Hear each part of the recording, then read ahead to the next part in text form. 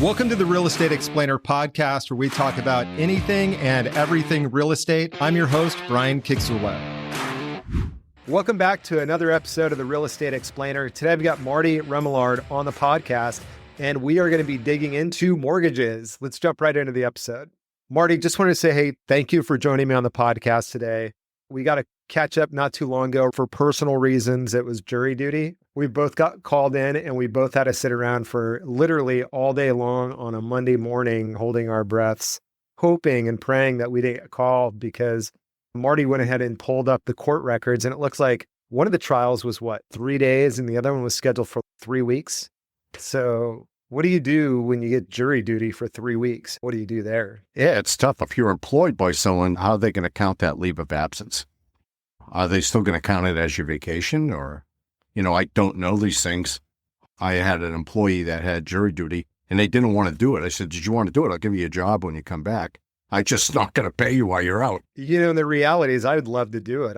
I wouldn't mind actually being on the jury. The problem is, how do you run a business and have like an open-ended jury duty sentence, we'll call it. So yeah. Anyway, so that's ran into Marty not too long ago, just our background. Marty was actually one of the first guys I met when I moved to Sarasota back 10 years ago in 2015.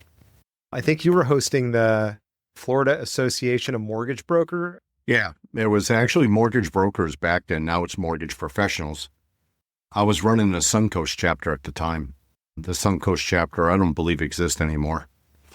Yeah, and we just stayed in contact the whole time. And then through my various jobs, or when I was doing mortgages out here, I actually placed my license with Marty a little while just before I hung it up.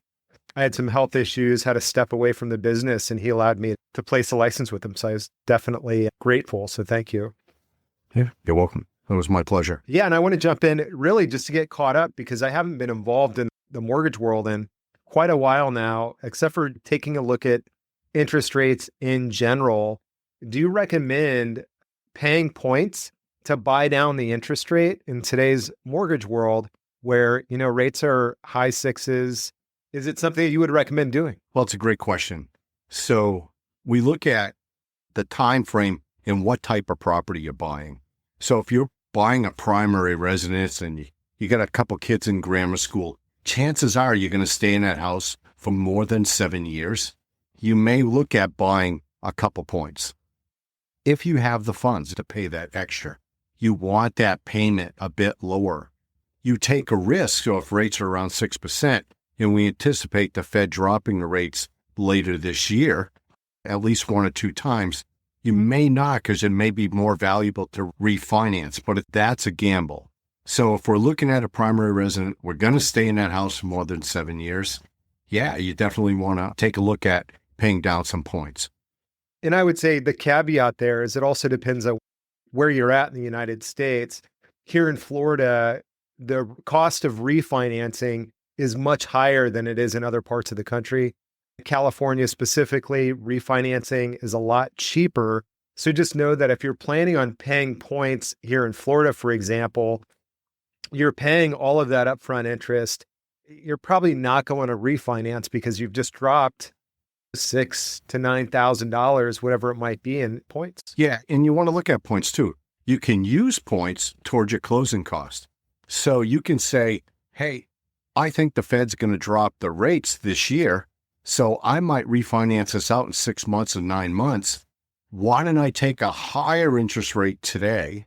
Okay, grab a couple points from the lender that they're applying, even though they're giving me a higher interest rate, so I'll absorb a higher payment for the next 6 months to a year.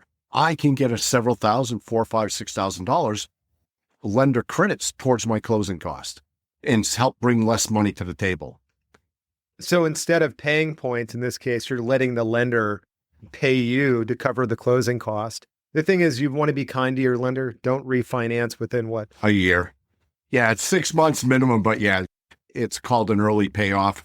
So your mortgage loan originator can get hurt by it. Yeah, they're going to pull back all of the points that you paid and charge the broker or lender because you took the points up front to pay your closing costs and then you paid off the loan. Your mortgage guy probably did a lot of work before you found the property and then all the way through your closing, and you'll know them for years to come. So do the mortgage guy a favor and don't pay off that loan within the first year. But then certainly once rates drop, go ahead and refinance.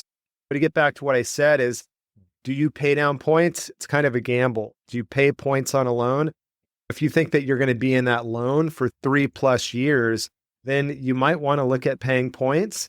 But if you think that you're only going to be in that loan for a very short time, don't pay any points, or perhaps let the lender cover your closing costs so that once the rates do settle back down, then you can refinance. Yeah, a lot of things, especially here in Florida or the vacation states, whether you're up north and you move into Arizona or Florida, you're buying that second home. You don't know how long you're going to have that second home. So if something happens, the first thing is, let's get rid of the second home. So you're only in that home 2, 4, or 5 years. Paying a point is broken out is equal to the interest that you would pay over a 7-year period of time. So that's the equivalent. So if you're going to have the house and that mortgage for more than 7 years, go ahead, pay the point. If you're not, don't pay the point. It's bad math. Makes sense. So it's really just running the numbers at the end of the day. Transition to another question that I have. A lot of my clients are real estate investors across the United States. I do cost segregation studies on the properties that they acquire. Most of them are small business owners. How can business owners really protect themselves or prepare themselves for getting a loan? I've seen it go both ways. A lot of business owners, they plan to pay as little in taxes as possible, but sometimes by doing that, they're shooting themselves in the foot, especially if they're real estate investors, because they're trying to show money so that they can acquire more and more property. So what's your thoughts? There's several things they need to look at. A lot of times investors make the mistake saying, hey, I'm buying a $300,000 house, and they're getting a mortgage loan on this house, right? So their cost is the closing cost in their down payment. That's the money they have vested in it, not the $300,000. So you want to look at your rate of return based on the money that you're investing. The rest, the $300,000 purchase, you're hoping to pick up capital gains on the whole 300 at that time, okay? But your investment, if you're putting down 20%, you got 60,000 down and then maybe 10,000 in closing costs. So your rate of return should be based on the 70,000 you have invested, plus whatever fix-up you need to put into that house. Does that make sense? So that's one of the places you need to start. The other thing is, if it's an investment, if you're getting a great rate of return on the income of that property, you may look at getting the bank to give you a point instead of you paying points, okay, towards your closing cost. All right. Little higher interest rate is not bad because you have to look at the timing of how long you're going to keep that property for. If you're going to keep it less than 3 years, again, you still want maybe to collect money from the lender to reduce your closing cost because you're getting for capital gain, or you're trying to generate a stable income for that property to sell it off with a tenant, especially if you're buying a 4-family or more. You want to rehab that property, load it up with tenants, and then dump it off. I shouldn't say don't care about the interest rate, but a higher interest rate may not be a bad thing because you're using less of your money, so you have more money to put towards your next project, while this one's still growing for you. So you're keeping the money in the bank in this scenario, so you're not using all of your cash to buy the property. So you have more money to buy more investment properties. Correct. So one of the other things you look at is, how many properties can I have? So Fannie Mae allows up to 5 properties that you can own and still have a Fannie Mae loan. Okay. Freddie Mac allows 10.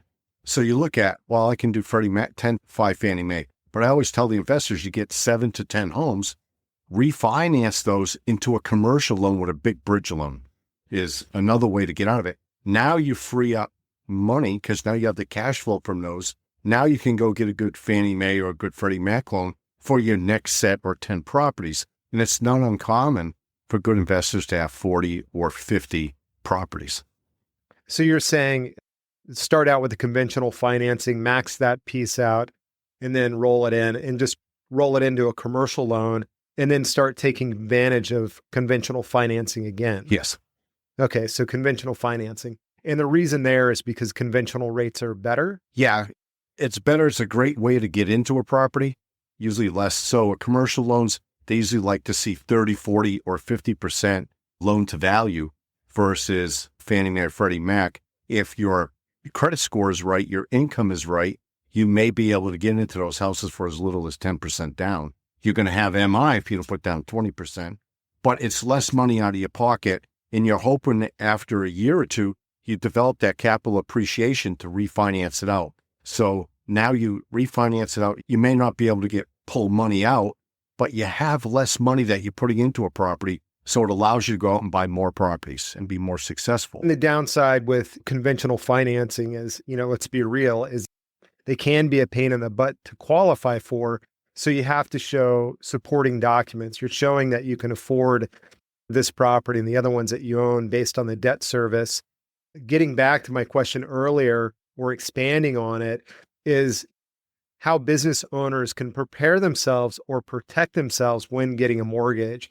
We had talked about specifically, I think it was one of your past clients, it had to do with something as simple as the way he wrote off his mileage.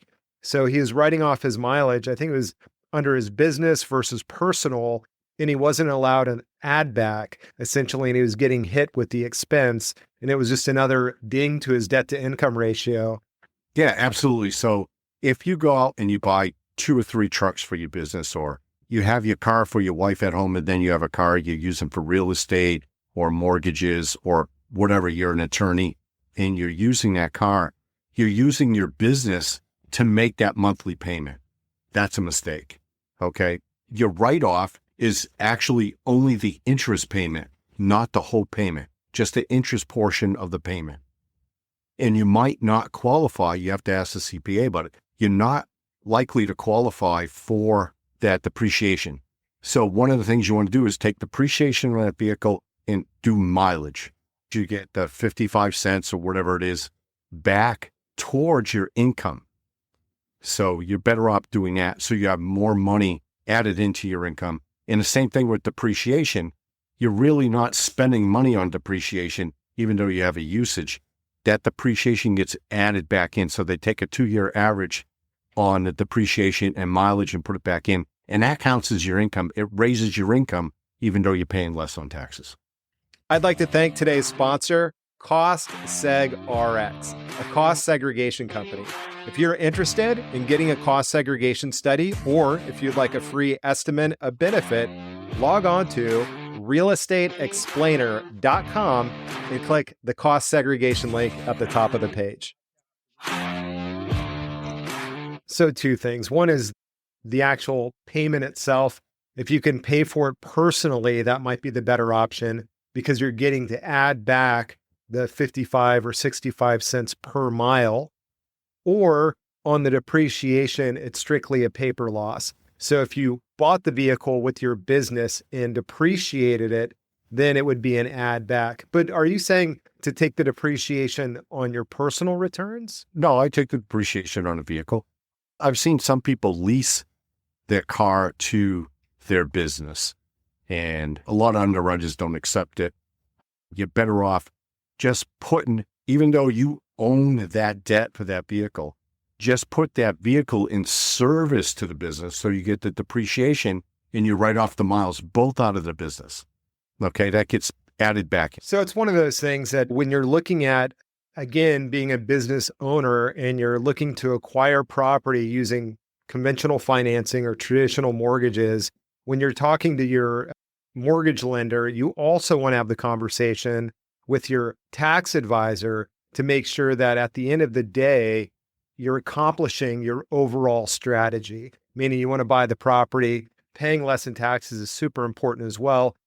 I mean, CPAs are great. They're awesome at reducing your tax liability, and they're going to search for that highest deduction. So the depreciation in mileage, they're not as big as a deduction if you're doing payments or if you have the vehicle purchased through the company. You won't get that big of a deduction, but then that reduces your income and it gives you less purchasing power. So the difference on a vehicle may be $1,000 or $2,000 a year that you may have in tax liability, but in the same breath, you just may have lost $10,000 to $30,000 in purchasing power in the house. And what do you see the biggest mistake or the most common mistakes people make when they're looking to buy a home and just getting a mortgage on it? Several things. They don't balance debt and savings. Okay. Sometimes they think, I'll just go pay off all my debt. I'll have a higher credit score. But now you don't have enough money for down payment and closing costs. So now you're getting a loan with mortgage insurance on it. So you want to find that balance of getting a middle to a high credit score is always excellent. So if you can get over 720, you're better off than having a 640. But not necessarily the difference between a 720 and a 780 may be only a 0.25% or 2%. But instead of paying off $30,000 in credit card, you could use $5,000 of that to buy down the interest rate to make up that difference in your credit score. And what I'd recommend, and I'm sure you would as well, is before you pay down any debt as a business owner or a W-2 employee, if you're buying a property, is make sure you're running a report. They can go in and run scenarios for a rapid rescore to see what you need to do to bring up your credit score. So it's not a guessing game. Well, it's a little bit of a guessing game, but the scenarios are pretty spot on. And they'll tell you, hey, pay down this balance by $2,000, pay down this balance by $5,000. And at the end of the day, your credit score is going to get up and you'll qualify for that better rate. So that's good advice. If you got a credit score of 716, you want to hit that 720 credit score, be at a 721. So the difference of 5 points can make a difference of 0.25% on the interest rate. So ask your lender what their break points are on the credit score. So the difference between a 780 credit score and a 640 is a little more than a full percent interest rate. So that's huge. In between the credit score brackets, really figure that out. So, yep. And then what scams are you seeing out there right now? Advertisement, like if you go down the road and you see advertisement, hey, we want to buy a house, we got rates at 5%. Well, that's great. What's the qualifying factors for that? So they go in and you say, hey, I want to buy this house for $400,000. And they'll say, well, how much do you have to put down? You might have to put down 50% in order to get that rate of 5%. Okay. Or you may have to have a credit score over 780. So a difference between 780 and 810 is nothing. So 780 is usually generally the highest bracket. I wouldn't say that's a scam then. I mean, it's just an incentive if you're putting a larger down payment on a property, or they're doing a lender or a builder buy down. We're seeing a lot of those in today's market where the builders are buying down the rate. Ultimately, it is baked in the purchase price of the property. So you're paying more and they're buying down your rate. Again, if it's a long-term play and you're planning on staying in that house, might not be a bad idea. Builders are different because the larger builders are controlled by their stockholders and their board of directors. So for them, it's selling units. That everything's built into the price of the home, but it's easier for them to take a hit on the interest rate or to give you points back or pay your closing costs so they can sell the number of units. Because if a unit sits there longer, that costs them more than it would be to pay it off. So you're going to see better deals when you go to the builders. Yeah. What's your thought with buying from a builder? I think is a great thing. The only caution I would have when you buy from a builder direct is just look at the area, really make sure that's the area that you want to buy in. I know, especially here in all over Florida, actually, it's all over the United States. They have beautiful homes, but sometimes they are in the middle of nowhere and you have really bad congestion on some of these back roads until the infrastructure catches up with the construction. Yeah, I don't mean to get sidetracked, but I did a whole thing before on builder developments. So where are you in that home? So we look at it as a bell curve. So as the project starts, the builder puts a lot of specials out to get those first houses out to market and get them sold. So they're rushing to get it. They start building so the prices are low. So if they're building 1,000 homes, the first 100 homes may be a great deal. Then the home prices start going up as that project develops along. The builder can start breaking up and those pushes the prices up. So a $300,000 home halfway through the project is now $380,000, $390,000. And then the last 100 homes, they may want to fire sale them because they're the lots that no one wanted. But when its appraisal is done on the square footage of the home, not necessarily where that home is stationed in that development, prices are back down to 300. But 2 months ago, you bought a house at 390. Now your home is only worth 300,000 because it built a fire sale to get the heck out of Dodge. Yeah, and you're competing with the builder if you want to sell because, like you said, if they're selling 1,000 homes in that neighborhood and you're, unit number 250 or 100, you probably got a pretty good deal on the property because they're pushing the prices up. But you're gonna have a really difficult time if you need to sell in year 3, 4, 5, if they still have 500 homes left to build because they're going to beat you out on pricing and amenities most of the time. So definitely a little bit different of an animal when you're buying from a builder in a larger community. What bad deals are you seeing? A lot of the 100% financing. A lot of first-time home buyers get nailed on them. What 100% financing is there out there right now? I thought it was only VA deals that were 100% financing. Well, you have your traditional VA and USDA. USDA is based on density. You may want to ask the realtor you're working with or your mortgage broker or lender that you're working with, is the area in the USDA area to get that 100% financing. You can do FHA. A lot of lenders have programs. It's 100%, but it's the 96.5% FHA loan plus the piggyback second. And a lot of these piggyback seconds, they'll say it's 2%, but you're going to have the house and not refinance out for 10 years. So if you're getting into a house and you're getting 6.5 or 7% and the interest rates drop a year later, that 3.5% originally, okay, you have to watch that, is now all that interest may come due as well as that 2% or 5% and maybe 2% higher. Also, what happens is when you have a piggyback second, if you don't put down money because you're getting a second loan, it changes your CLTV. So when that happens, you're at 100%. That first mortgage, instead of being at 6%, you're now getting 6.5 or 6.75 because you're not putting any skin in the game, so to speak. So just really understanding the financing that you're getting into if you're looking for lower down payment type loan. Make sure that you're getting a good deal. Make sure that you're not going to get hosed in 5 years and you're kind of trapped in a property that, you're not really gaining equity in. And I tell you, that's a challenge because right now you talk about the cost of housing more or less across the country. There are some still very affordable markets, but it just seems like everything's gone up. Then interest rates have gone up too. So if I were a first-time home buyer or someone looking to buy a home, a young family, and I said, I'm going to jump in, they're offering me 90% or 100% financing, I would really want to jump into it. I guess that's the takeaway. You just have to really make sure that you're researching the loan program that you're getting into so that down the road, 2, 3, 4, 5 years, you're really in an equity position. You don't want to be upside down in equity or perpetually house poor. Yeah, one of the things that I always teach people is you want to make sure the investor for your loan, whether you go to a bank, whether you go to a lender, you go to a mortgage broker, the investor behind the lender, is it Fannie Mae or Freddie Mac? You want a Fannie Mae or Freddie Mac. What we've experienced with the market crash in 2007 through 2012, the people that had the chance to do the government programs, the bailout programs, if they didn't have a Fannie Mae or Freddie Mac loan, they didn't qualify those. So they lost those homes. They went into bankruptcy. They had a foreclosure. They did a deed in lieu, or they did some type of short sale, and they were stuck with the deficiency. So not knowing who is the backer, who is the true investor of that loan is really important.